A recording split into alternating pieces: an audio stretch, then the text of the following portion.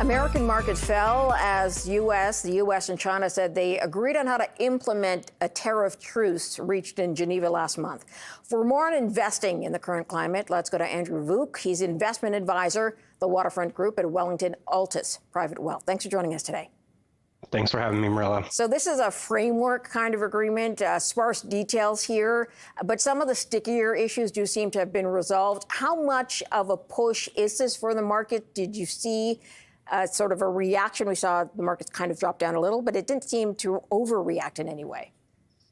I agree with you. And I mean, it's a good point there. It was interesting. You looked at futures overnight as the news started to trickle out on the framework, as you mentioned, and got a little bit of a boost. And then I think traders and investors took a moment to pause.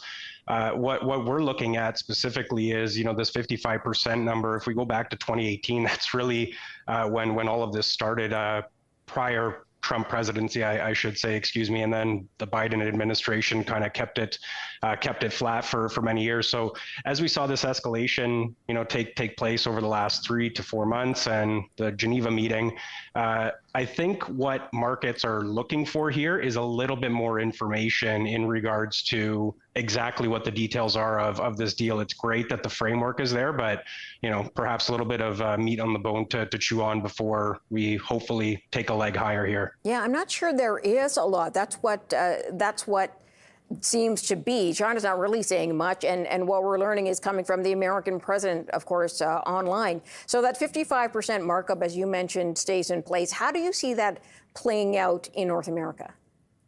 That's a good question, and I do think it's going to impact certain sectors for sure. Obviously, it's going to hurt the American consumer most. We've been doing a lot of reading lately on something very interesting called the first point of sale. So we look at CPI numbers earlier today. They came in very cool, way under expectations. 70 economists surveyed, and not a single one got even close in terms of how low it was. So this feeling or thought of, are these tariffs going to actually ripple through the economy? I mean, it's been a couple of months now. It has been stop and go on and off. We're not seeing that quite yet. And going back to my point on this first sale, a lot of corporations and importers, to be more specific, if they have multiple vendors or wholesalers along the way, they're able to pass these tariffs, the higher tariffs, on the first point of sale. So I think there's some mechanisms at play that aren't talked about as much behind the scenes, where we're not seeing the flow through to inflation. Perhaps that 55% number isn't as bad as people are making it out to be. I mean, I could use the analogy, right? You have to take Trump seriously, but not literally, and just see how this plays out and what kind of ramifications it has. So we know some businesses are taking the initial hit. They don't want to pass that on to their clients, to their customers, so they are absorbing that. But as the tariffs begin to work through a little bit more, do you expect to see prices rising at the end of the year? I think it's a good possibility. The other thing that I would point to is, the old analogy that history doesn't repeat itself, but oftentimes it rhymes. If we look back at the previous administration, Trump that is, a lot of these deals took months to put in place. You've had some commentators on earlier today saying this is just the start, right? We've got the framework in place. How quickly that happens remains to be seen. I do think there's going to be some impact. I don't know if companies are going to be hard pressed to pass things through to consumers, as soon as possible. And I say that because everyone is not naive to the fact that we've got interest rates at levels that they were not the last time that this tariff war took place in 2018 and 2019. Perhaps margins get squeezed a little bit from some of these corporations. I think it's going to be a little bit of a balancing act between the two, passing the costs on, and also to maybe some of these corporations taking it on the chin a little bit for the short term. Okay, given the latest inflation numbers, what do you see the Fed doing? I find it very interesting, the commentary that was made by VP JD Vance earlier today. I think he had called it malpractice.